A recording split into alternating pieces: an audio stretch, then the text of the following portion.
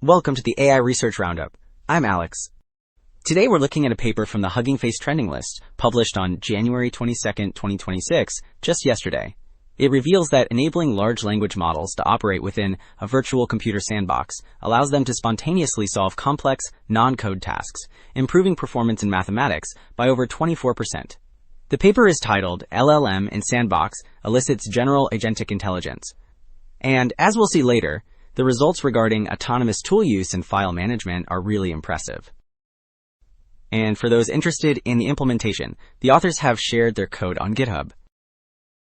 Figure 1 illustrates the core concept and the immediate impact of this approach. On the left, the diagram shows the model operating inside a virtual computer, or sandbox, complete with file systems and internet access. The matrix on the right details the resulting performance across domains like math, physics, and chemistry. Each row represents a different large language model, and the green values show the improvement over the vanilla version. Notably, the bottom row reveals a 24.2 gain in mathematics, proving that simply adding a sandbox can unlock latent abilities without extra training. So, Table 1 contrasts this new approach with traditional software engineering, or SWE, agents. The middle column shows that standard agents typically rely on rigid, task-specific environments, where every dependency is pre-configured. In contrast, the right column highlights the general-purpose design of LLM-in-Sandbox. Here, the model performs runtime installation of tools as needed, which allows the system to run off a single shared image rather than managing heavy, per-task storage.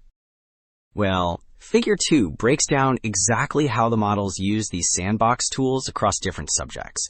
In the top left, the external resource access chart shows that chemistry tasks rely heavily on installing new libraries, spiking at over 18%. Meanwhile, the bottom left confirms that math tasks are dominated by computation, where models spend over 40% of their turns running code to verify answers. Shifting to the right, we see that file management is crucial for instruction following and biology, while the final chart tracks the average interaction length, with long context tasks requiring the most back and forth. So, while Figure 2 showed us tool usage patterns, Table 6 quantifies the performance gains. This table compares the proposed training method, labeled LLM-in-Sandbox-RL, against a standard reinforcement learning baseline. Focusing on the top section for the QN34B model, look at the row highlighted in purple.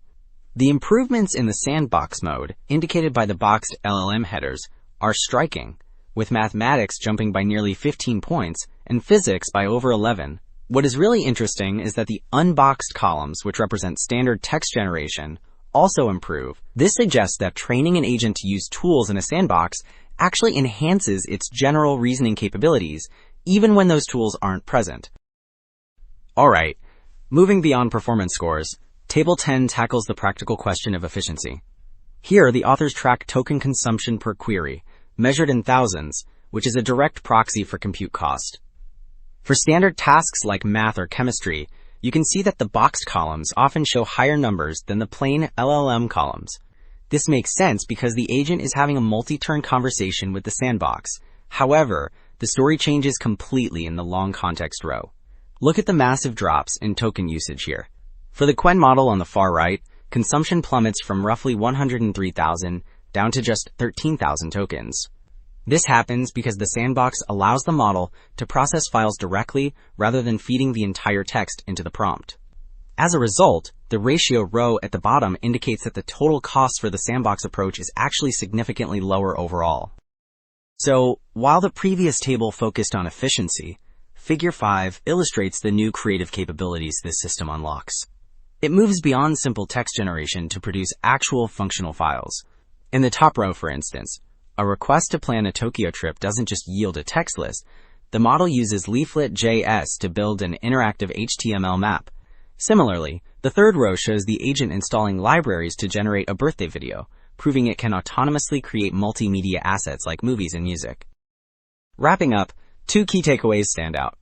Providing a sandbox transforms language models from passive text generators into active digital workers capable of solving complex problems. Furthermore, this setup significantly reduces computational costs for long contexts by offloading data management to the file system. That is it for this episode of the AI Research Roundup. I am Alex. Thanks for listening.